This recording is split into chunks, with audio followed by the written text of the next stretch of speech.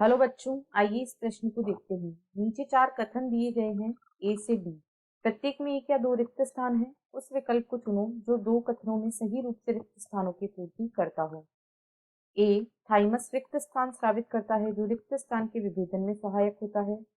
B, adrenal medulla रिक्त स्थान स्रावित करता है जो आकस्मिक स्थितियों में रक्त की ग्लूकोज सांद्रता को बढ़ाने के लिए रिक्त स्थान को विघटन को प्रेरित करता है।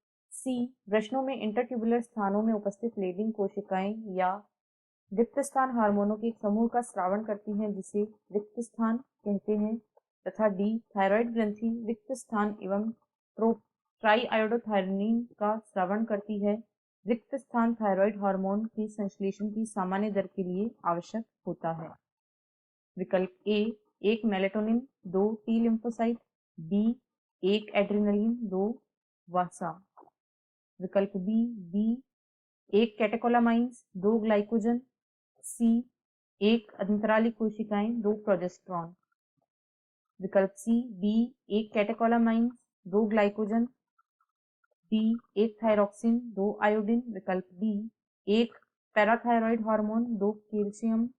ए, एक थाइमोसिन। B, lymphocyte. इस प्रश्न की जो मुख्य अवधारणा वह है विभिन्न विभिन्न अंतःस्रावी ग्रंथियां। विभिन्न अंतःस्रावी ग्रंथियां।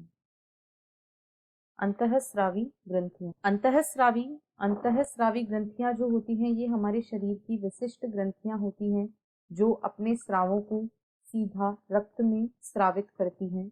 ये अपने स्राव को सीधा रक्त में स्रावित करती हैं।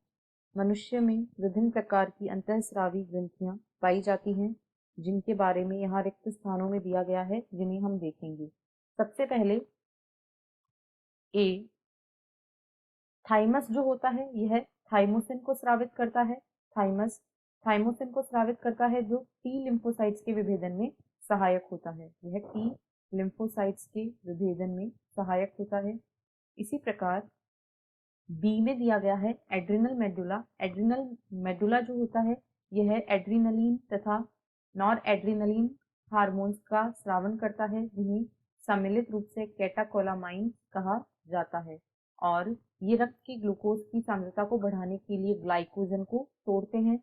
ग्लाइकोजन को तोड़कर ये रक्त में ग्लूकोज की सांद्रता को बढ़ा देते हैं।